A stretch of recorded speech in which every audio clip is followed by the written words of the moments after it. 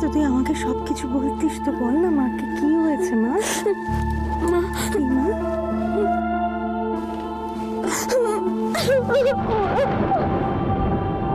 কিন্তু আমাকে বলতে পারো রাশি এভাবে আর কতদিন থাকবে গো?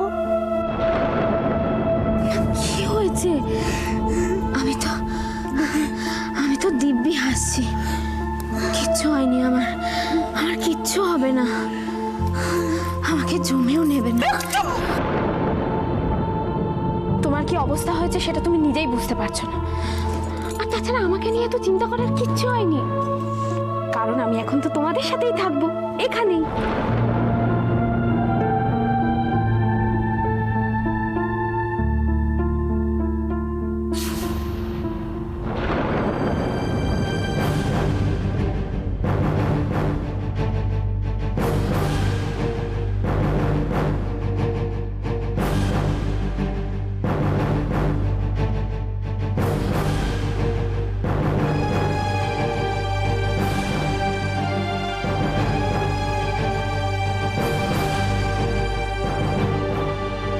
কোথায় গিয়েছিলিস তুই?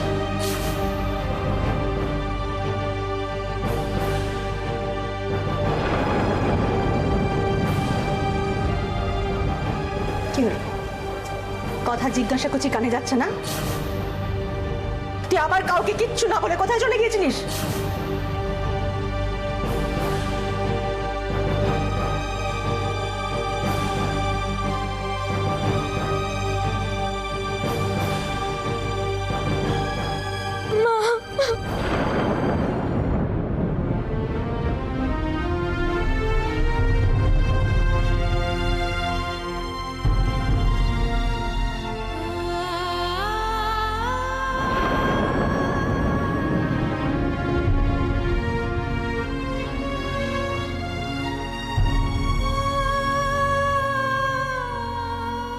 সব সময় অন্যের কথা ভাবিস তুই, নিজের কথা কবে ভাববি? কবে ভাববি নিজের কথা?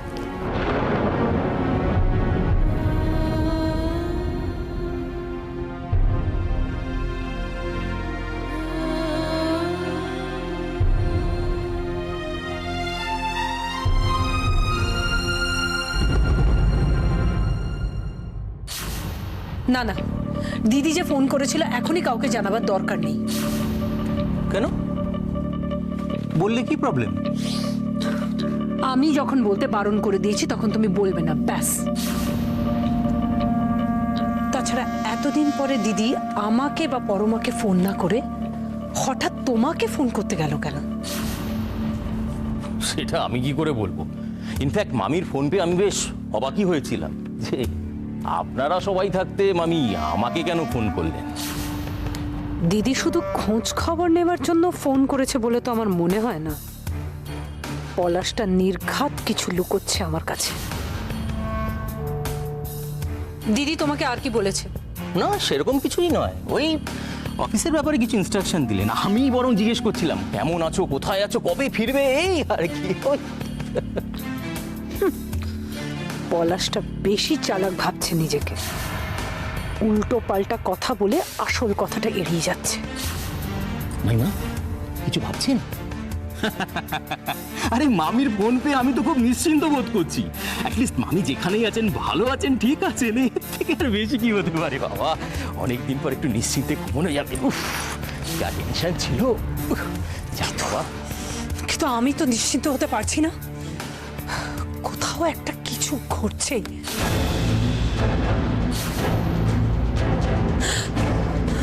দিদিকে কোনো বিশ্বাস নেই। আমাকে আমার কাজগুলো ইমিডিয়েটলি কমপ্লিট করার ব্যবস্থা করতে হবে। ইয়েস, কালই আমি পেপারসগুলো পাঠানোর ব্যবস্থা করব। আমার দিদির ভাবগতিক একদম ভালো লাগছে না। দিদি মনে হচ্ছে হুট করে যদি চলে আসে। হ্যাঁ, একবার যখন অজগরের শীত ঘুম ভেঙেছে, চারদিক থেকে সাবধান থাকাই ভালো। রশ্মি, এত টেনশন করো না, শরীরটা খারাপ হয়ে যাবে। রিল্যাক্স।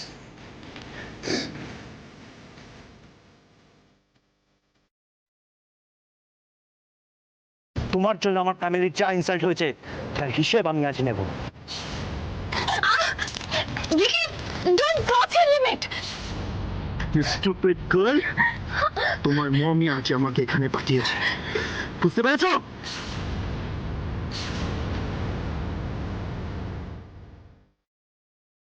সুস্মিত, তুমি আবার টেনশন করছো, আবার কাঁদছো? প্লিজ এরকম করো না, এরকম করলে শরীরটা খারাপ হয়ে যাবে। আমি কিছুতে বিশ্বাস করতে পারছি না যে মম, আমার মম আমাকে তুলে নিয়ে যেতে বলেছে।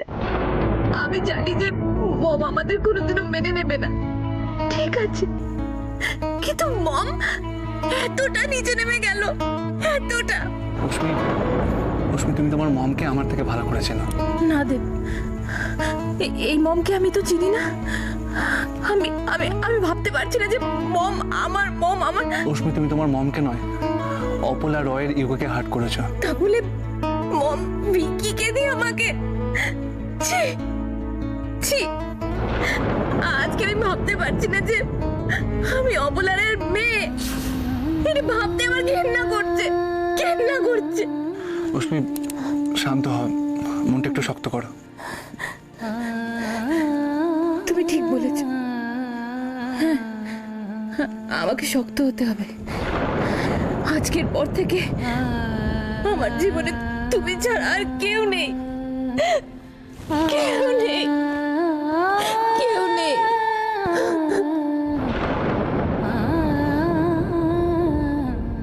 তুই কি ভেবেছিস? তুই খুব বড় হয়ে গেছিস, যা ইচ্ছে করে বেড়াবি, আর তোকে কেউ কিচ্ছু বলবে না।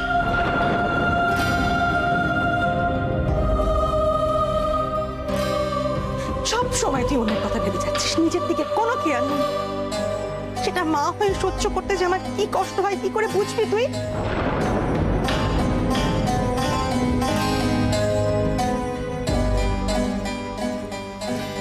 মা, কি হয়েছে বলো তো? আমি না বলে গেছি বলে তুমি এত রাগ করেছো তো? ঠিক আছে, আর কোনোদিনও হবে না, এবার ক্ষমা করে দাও। আর মা, বলছি কাল সকালেই আমি কলকাতায় যাব। রাধা মাঝে মুখ তুলে চেয়েছে, তোকে সুমতি দিয়েছে, যা যা। মা, কলকাতায় আমি আমার একটা কাজে যাচ্ছি, আবার ফিরে আসব।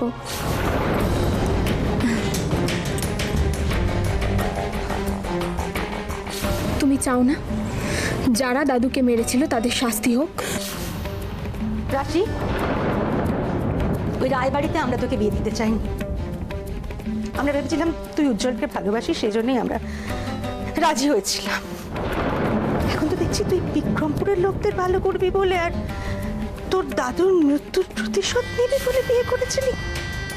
মা, এসব কি বলছো তুমি? রাশি, রাশি, তুই বুঝতে পারছিস না, জীবনটা না প্রতিশোধ আর পাল্টা প্রতিশোধের জন্য নয়। আমি জানি না তুই যে খেলায় নিতেছিস তাতে কার কি উপকার হবে, কিন্তু তোর সর্বনাশ হয়ে যাবে রাশি।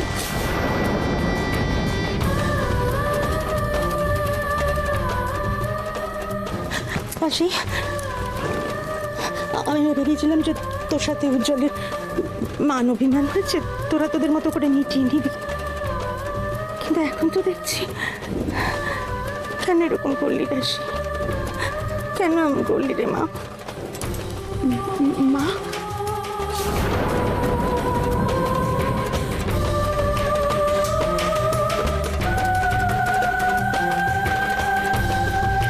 কি রে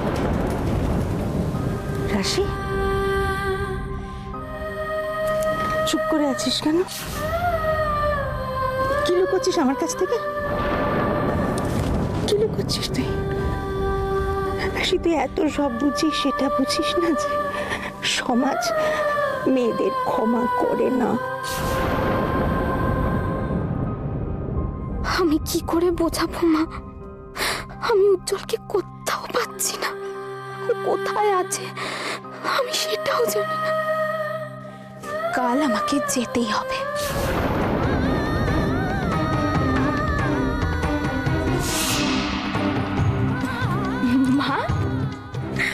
শোনো না, কালকে ফুলের জন্য অনেক শাড়ি কিনবো। হ্যাঁ, তারপরে অনেক কাজ আছে, অনেক কিছু কেনাকাটার আছে। তুমি কেন এত চিন্তা করছো? ছোটকা তো যাবে আমার সঙ্গে, তাই না? মা, আমার খুব খিদে পেয়েছে, অনেক দেরি হয়ে গেছে, কিন্তু খেতে দাও।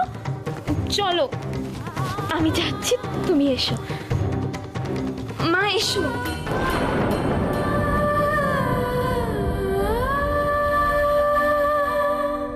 তুই কি ভেবেছিস তোর মা জানে না? তোর মা জানে তুই কেন কলকাতায় যাচ্ছিস। না না, যাই হোক না কেন, অশ্মির ওপর যতই রাগ থাকুক না কেন, মা মেয়েকে কিডন্যাপ করাবে আমি ভাবতেই পারছি না। ম্যাডাম, আপনি তো নিজেই বলেন যে অপলা রায় পারে না এমন কোনো কাজই নেই। তাই বলে এত নিচে নামবেও? এতদিন ধরে অপলা রায় যে কাজগুলো করেছেন তাতে কি ওনার খুব বড় মাপের মনের পরিচয় পাওয়া যায় ম্যাডাম? আর তাছাড়া নিজের স্বার্থে আঘাত লাগলে উনি যে কতটা ভয়ঙ্কর হতে পারে সেটা আপনি ছাড়া আর ভালো কে জানে? নিজের মেয়ে, নিজের আত্মীয় স্বজন, নিজের কাছের লোক, কোনো কিছু কি ম্যাটার করে ওনার কাছে? ম্যাডাম, আপনি যদি একটা পারমিশন দেন তাহলে কিন্তু অপলা রায়ের এগেনস্টে আমরা একটা পাল্টা আঘাত হানতে পারি। না রাজ, তাতে কোনো লাভ হবে না। ও তো ভয় পাবেই না, বরং ওকে অ্যালার্ট করা হবে। তাহলে ম্যাডাম, আমাদের কাজটা কি? এই ছেলে মেয়েগুলোকে বাঁচানো আর আড়ালে বসে অপলা রায়ের গতিবিধি লক্ষ্য করা? Not at all. আসলে আমিও অনেকদিন ধরে ভাবছি এই লুকোচুরি ছেড়ে সামনে এসে দাঁড়াবো। সময়টাও অনেকটা বয়ে গেছে, মুখোমুখি দাঁড়ানোর প্রয়োজন হয়েছে, বুঝেছ? তাছাড়া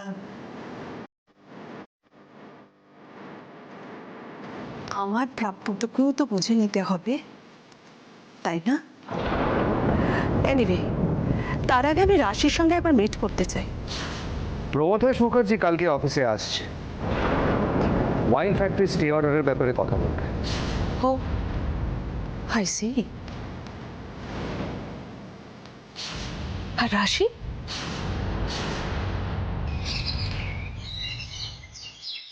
উজ্জ্বল, উজ্জ্বল, আমার কথাটা শোনো। তোমার এরকম ভাবে চলে যাওয়ার কোনো মানে হয় না। তুমি বিক্রমপুরে এসেছিলে রাশিকে ফিরিয়ে নিয়ে যাওয়ার জন্য। আদি, এভাবে একা ফিরে যেতে আমারও ভালো লাগছে না, কিন্তু এখানে থেকে তোমাদের বোঝা বাড়ানো ছাড়া আর আমার তো অন্য কোনো কাজ নেই। উজ্জ্বল, তুমি এখানে এসেছিলে রাশির অভিমান ভাঙাবে বলে, এখন নিজে অভিমান করে চলে যাচ্ছ। এরকম ভাবে কোনোদিন কিছু ঠিক হবে না উজ্জ্বল। আদি, অনেক ভেবে আমি ডিসিশনটা নিয়েছি। আমি জানি তোমরা এটা মেনে নিতে পারছো না, কিন্তু এখানে থাকা আর আমার পক্ষে সম্ভব নয়। উজ্জ্বলদা, উজ্জ্বলদা, আদি, রাশি আজ সকালের ট্রেনে কলকাতায় গেছে। কি? হ্যাঁ, আমি ওদের বাড়ি থেকেই আসলাম। বড় মা বললো রাশি কলকাতায় গেছে।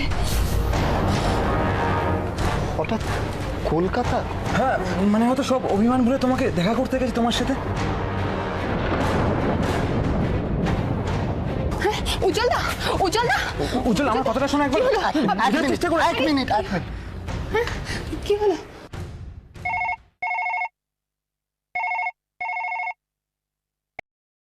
হ্যালো, হ্যাঁ, ভালো বৌমনি, আমি উজি। উজি, তুমি কোথায়? আর যাওয়ার পর থেকে ফোনটা অফ করে রেখেছিলে কেন? তুমি জানো আমাদের কি টেনশন হচ্ছিল?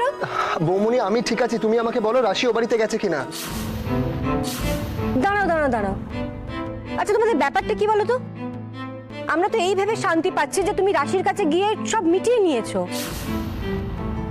এই সেদিন রাশি ফোন করেছিল, তারপর আজকে তুমি ফোন করলে, ব্যাপারটা কি বলো তো? যে আমার তো মাথায় কিছুই ঢুকছে না। আরে বৌমনি, আমি তোমাকে সব কথা পরে বলবো। রাশি ও বাড়িতে গেলে তুমি আমাকে আগে ইনফর্ম করো, ওকে? সেটা জানাবো, কিন্তু হ্যাঁ, ঠিক আছে বৌমনি, ওকে দাদা। হ্যালো, কি হলো? হ্যাঁ, কি হলো? উজ্জ্বলদা কি বললো? রাশি গেছে? রাশি কোথায়? কিছু তো বলো। কি শোনো না, আজ আমি আসি, মানে? আমি আসি। আরে, উজ্জ্বল,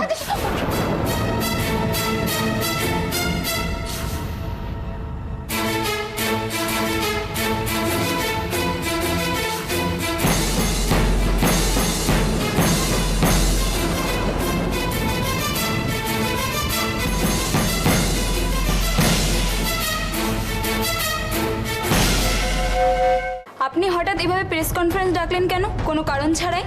বিক্রমপুরে ইস্যু নিয়ে আপনি নতুন করে কিছু ভাবছেন? যে প্রতিশ্রুতিগুলো আপনি বিক্রমপুরের মানুষদের দিয়েছেন সেগুলো কি আদৌ আপনি রাখবেন? আচ্ছা, আমি তো আপনাদের সঙ্গে কথা বলবো বলে আপনাদের ডেকেছি। আপনারা যদি একসঙ্গে এতগুলো প্রশ্ন করেন, আমি কি করে কথা বলবো বলুন তো?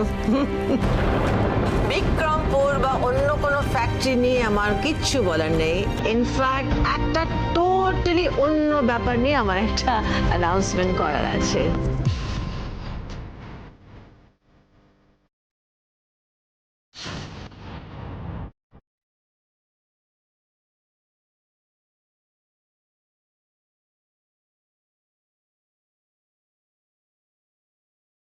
খুব ডিফিকাল্ট একটা ডিসিশন। আপনারা হয়তো মনে করতে পারেন যে আমি তাড়াহুড়ো করে এই ডিসিশনটা নিয়েছি, বাট নো, আমি খুব ভেবে চিন্তে এই সিদ্ধান্তটা আমি নিয়েছি। নিশ্চয়ই আবার কিছু একটা করতে চলেছে অপলা। কি বলতে চাইছে অপলা?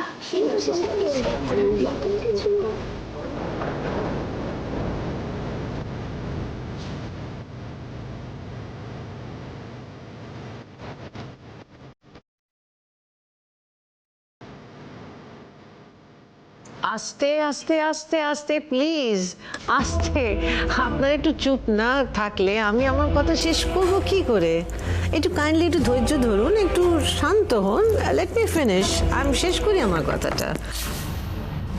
অনেক হার্ডলস পেরিয়ে রয় অ্যান্ড রয় কোম্পানিকে আজ আমি এই জায়গায় দাঁড় করাতে পেরেছি। অনেকগুলো স্বপ্ন দেখেছিলাম, অনেকগুলো স্বপ্ন পূরণ হয়েছে, কয়েকটা স্বপ্ন এখনো পূরণ হয়নি। আর সেই স্বপ্নগুলো পূরণ করবে আমার ছেলে উজ্জ্বল রয়।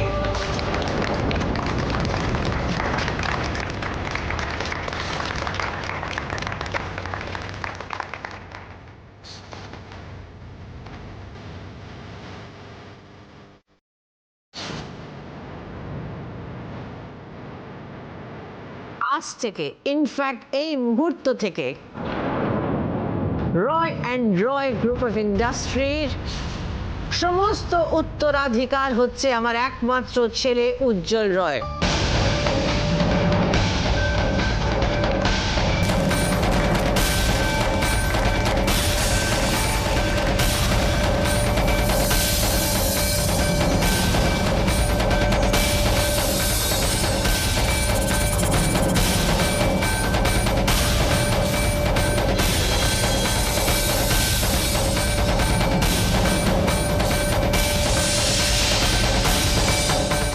ম্যাডাম, আমরা কি তাহলে ধরে নিতে পারি আপনি রিটায়ার করছেন? আপনার তো আরও ছেলে মেয়ে আছে, তাদের একদম বঞ্চিত করে হঠাৎ আপনি একজনকেই কেন দায়িত্ব দিচ্ছেন? ভেরি সিম্পল, যে সবচেয়ে বেশি এলিজিবল সেই পাবে। রিটায়ার করলে তো ভালোই হতো, কিন্তু প্রথম প্রথম তো একটু ছেলের পাশে দাঁড়াতে হবে, দেন হিল টেক ওভার, তখন রিটায়ার করবো।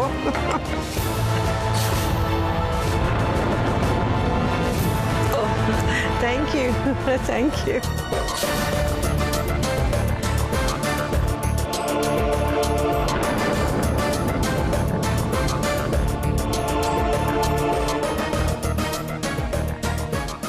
যারা ভেবেছিল অপলা রয় হেরে গেছে, যারা সেদিন আনন্দে হাততালি দিয়েছিল, এবার তাদের কাঁদতে হবে। এত সহজ আমাকে হারানো?